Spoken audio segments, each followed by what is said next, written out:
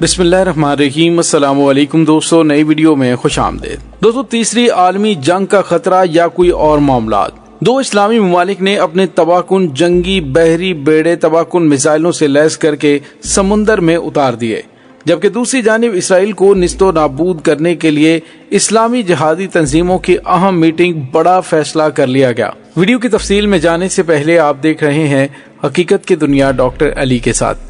ہمارا channel subscribe کر کے گھنٹی کے نشان کو دبانا مت بھولیے گا۔ نیز ویڈیو کو زیادہ سے زیادہ فیس بک، واٹس ایپ اور سوشل میڈیا پر شیئر ضرور کریں۔ شیئر اور لائک کرنے کے ساتھ ساتھ کمنٹ باکس میں پاک فوج زندہ باد، پاکستان پائندہ باد اور پاکستان کے گمنام ہیروز کو سلام کا نعرہ کمنٹ ضرور کیجیے گا۔ دوستو، اس وقت پوری دنیا کے اندر مختلف بلاکس کے اندر اس طرح کی سرگرمیاں نظر آ رہی ہیں جس سے لگ رہا ہے کہ تیسری عالمی جنگ کے سائے منڈلانے لگے ہیں۔ ایک طرف روس اور یوکرائن کا معاملہ کافی زیادہ گمبھیر شکل اختیار کر رہا ہے، دوسری جانب چین نے جو سعودی عرب اور ایران کی آپس میں صلح کروائی ہے اور حوثی باغیوں کے ساتھ جنگ کے خاتمے کا اعلان کیا ہے، تو اس کے بعد امریکہ اور اسرائیل کو خطے میں اپنے مفادات خطرے میں لگنا شروع ہو گئے اور انہیں اندازہ ہو گیا ہے کہ اب وہ خطے میں نہیں رہ پائیں گے۔ اسی وجہ سے امریکہ نے اپنی ایک ایٹمی جنگی آبدوز کو خلیج فارس کے پانیوں میں بھیج دیا اور اس کے مقاصد نہ بتائے کہ آخر یہ کن مقاصد کے لیے جہاں پہ ایٹمی آبدوز کو بھیجا گیا ہے۔ اور دوستو، دوسری جانب آپ نے دیکھا کہ اسرائیل کی جانب سے متواتر عرب ممالک خصوصاً لبنان، شام اور غزہ کی پٹی پر حملے کرنے کا سلسلہ جاری ہے، جبکہ دوسری جانب اندرونی طور پر بھی اسرائیل کافی شدید توڑ پھوڑ کا شکار ہے۔ اب ایسے حالات کے اندر اسلامی جہادی تنظیموں نے ایک بڑا فیصلہ کیا ہے۔ جہاں دوستو، الجزیرہ کی رپورٹ کے مطابق سعودی عرب نے 1 درجن کے قریب حوثی جنگجوؤں کو قید سے رہائی دے دی ہے۔ یہ رہائی ایسے وقت میں کی گئی کہ جب عمانی حکام یمن کے دارالحکومت صنعاء میں پہنچے۔ یمن کے برسوں سے جاری تنازع کو ختم کرنے کے لیے بین الاقوامی کوششوں کے تناظر میں رہائی کو خوش آئند قرار دیا جا رہا ہے۔ قیدیوں کے تبادلے کی بات چیت کے انچارج حوثی عہدیدار عبدالقادر المرتضیٰ نے سماجی روابط کی ویب سائٹ ٹویٹر پر ٹویٹ کرتے ہوئے کہا کہ 13 حوثی قیدی صنعاء پہنچ چکے ہیں۔ انہوں نے کہا کہ قیدیوں کو ایک سعودی قیدی کے بدلے رہا کیا گیا جسے حوثیوں نے پہلے رہا کیا تھا، لیکن انہوں نے یہ نہیں بتایا کہ جنگجوؤں نے سعودی قیدی کو کب رہا کیا۔ دوسری جانب سعودی حکومت کی جانب سے فوری طور پر کوئی تبصرہ نہیں کیا گیا، لیکن معاملات بہت تیزی سے کروٹ بدل رہے ہیں جو کہ امریکہ کو کافی زیادہ تشویش میں مبتلا کر رہے ہیں۔ دوستو، اب ایک اور بڑی خبر سامنے آ رہی ہے، یہ حزب اللہ اور حماس کے رہنماؤں کی اہم میٹنگ ہوئی ہے۔ اسرائیل کے خلاف پرزور مزاحمت کی تیاری پر بات چیت کے لیے یہ لبنان میں میٹنگ ہوئی ہے۔ حزب اللہ نے بیان جاری کیا جس میں کہا گیا کہ مسجد الاقصی میں حالیہ اسرائیلی حملے کو مد نظر رکھتے ہوئے حماس اور حزب اللہ نے لبنان کے دارالحکومت میں ملاقات کی، جس میں اسرائیل کے خلاف پرزور مزاحمت پر تبادلہ خیال کیا گیا۔ دوسری جانب حزب اللہ نے اپنے بیان میں کہا کہ حماس کے سربراہ اسماعیل ہنیہ کی حزب اللہ کے چیف حسن نصر اللہ سے ملاقات کے دوران فریقوں نے اسرائیل مخالف مزاحمت کی تیاری اور حالیہ پیش رفت کے تناظر میں تحریکوں کے درمیان تعاون پر تبادلہ خیال کیا ہے۔ دونوں نے مغربی کنارے اور غزہ میں مزاحمت کی شدت اور مقبوضہ بیت المقدس میں مسجد اقصی میں ہونے والے واقعات پر بھی تبادلہ خیال کیا۔ تو دوستو، آنے والے دنوں میں بڑے منظم طریقے سے چاروں جانب سے اسرائیل پر اٹیک کر کے اس کے خاتمے کے حوالے سے حتمی جنگ لڑنے کی تیاریاں کر لی گئی ہیں۔ شاید اسی وجہ سے 2 اسلامی ممالک بھی مکمل طور پر تیار ہیں، اس میں پاکستان اور ترکی ہیں۔ یہ دوستو، ترکی نے آج ڈرون کی جدید ٹیکنالوجی سے لیس اپنا پہلا طیارہ بردار بحری جہاز لانچ کر دیا ہے۔ بین الاقوامی میڈیا کی رپورٹ میں پتہ چلا ہے کہ ترکی نے اپنا پہلا طیارہ بردار جہاز لانچ کیا جس کا مقصد یوکرائن جنگ کے باعث بڑھتی ہوئی علاقائی کشیدگی کے تناظر میں اپنی ڈرون صلاحیتوں کو زمینی سطح سے بحری کارروائیوں تک توسیع دینا ہے۔ بتایا گیا ہے TCG انادولو نامی بحری جہاز صرف ہلکے ہوائی جہاز، خاص طور پر ہیلی کاپٹر اور جیٹ طیاروں کو سنبھال سکتا ہے جو کہ چھوٹے رن وے سے ٹیک آف کر سکتے ہیں۔ یہ 232 میٹر لمبا جبکہ 32 میٹر چوڑا اور اس میں تقریباً 1400 اہلکار بمات جنگی گاڑیوں کے بیک وقت سفر کر سکتے ہیں۔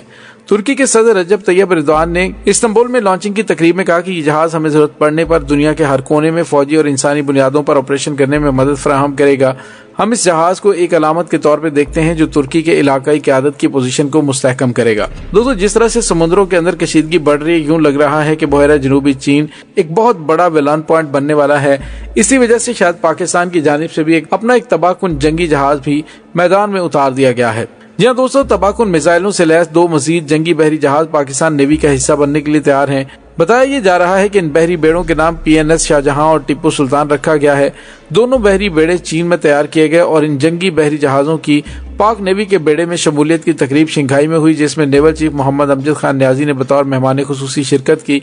ये जंगी बहरी जहाज फिजा से फिजा में मार करने वाले मिसाइलों से लैस हैं और आबदोज के हमले से बचने की खुसूसी हैसियत भी रखते हैं। तो दोस्तों, ऐसे हालात में कि जब भारत ने बहरी जहाज से बैलिस्टिक मिसाइल दागने की सलाहियत हासिल कर ली है, तो ऐसे में पाकिस्तान की जानिब से अपने दिफा को नाकाबिले तस्खीर बनाने के लिए ये दो इंतहाई तबाहकुन जंगी बहरी जहाजों को मैदान में उतारने का फैसला किया गया है, जिसके बाद अंदाजा लगाया जा सकता है कि ये तीसरी आलमी जंग पानियों में शुरू होगी। दूसरी जानिब हमने आपको बताया था कि किस तरह से रूस ने एक हालिया दिनों में तजर्बा किया, जिसके तहत समुद्र की गहराई के अंदर ऐसा अटैक करेंगे कि जिससे तकरीबन 200 से 300 फीट ऊंची लहरें पैदा होंगी, जो कि किसी भी मुल्क को डबोने और तबाह करने के लिए काफी होगी। तो दोस्तों, इस वक्त मामलात काफी ज्यादा कशीदा हैं। एक तरफ रूस और यूक्रेन के मामलात, दूसरी जानिब मशरक़ वुस्ता के अंदर अमरीका और इसराइल की जानिब से हालिया दिनों में जो कार्रवाइयां की जा रही हैं, उससे भी पता चल रहा है कि इसराइल को अंदाजा हो चला है कि अब इस्लामी जहादी तंजीमों ने अगर मिलकर उस पर अटैक करना शुरू कर दिया, अंदरूनी तौर पर ऑलरेडी बहुत ज्यादा खतरात हैं, तो उनके लिए ये जंग जीतनी मुश्किल हो जाएगी। इसमें कोई शक नहीं कि इसराइल के पास जदीद तरीन टेक्नोलॉजी भी है और चंद दिन पहले साबिक इसराइली वजीर आजम की जानिब से एक बयान भी दिया गया था और कहा यह गया था कि ये ह्यूमन एरर है। उन्होंने गलती से ये बयान दे दिया कि अगर मुल्क के हालात ऐसे रहे तो फिर इसराइल के एटमी हथियारों का क्या बनेगा। तो दोस्तों, यहाँ पे आपको ये बताते चलें कि मैंने आपको बताया था कि इसराइल की जानिब से जानबूझकर ये बयान दिलवाया गया, उसके बाद उस ट्वीट को डिलीट कर दिया गया और तासुर ये देने की कोशिश की गई कि इसराइल के पास एटमी हथियार मौजूद हैं, जिसका वो मुकम्मल इनकार भी नहीं करता और इकरार भी नहीं करता, लेकिन उनकी जानिब से नादानिस्तगी में ऐसा हुआ है। लेकिन दोस्तों, ऐसा नहीं। अमेरिका की जानिब से ये कहा गया कि अपने साबिक वजीर आजम के थ्रू ये बयान दिलवाओ ताकि ईरान और अरब ममालिक को अंदाजा हो जाए कि अगर मामलात इसराइल की बका के खतरे के लिए बने तो उनकी जानिब से एटमी हथियारों का इस्तेमाल किया जा सकता है। लेकिन दोस्तों, यहाँ पे आपको ये बताते चलें कि इस वक्त मामलात किसी और करवट बैठ रहे हैं, क्योंकि एशियाई खित्ते से खुसूसन अमेरिका की इजारादारी को खत्म करने और मशरक़ वुस्ता में इसराइल और अमेरिका के गठजोड़ से जो एक तबाहकुन प्रोपेगेंडा शुरू किया गया था, उसका खात्मा करने का आगाज किया है। तो इससे अमेरिका को अंदाजा हो गया है कि अगर उसने अभी इन चीजों को कंट्रोल ना किया तो आने वाले कुछ अरसे में मजीद कंट्रोल करना मुश्किल हो जाएगा। दोस्तों, इस वक्त पूरी दुनिया के अंदर मुख्तलिफ ब्लॉक्स के अंदर इस तरह की सरगर्मियां नजर आ रही हैं, जिससे लग रहा है कि तीसरी आलमी जंग के साए मंडलाने लगे हैं।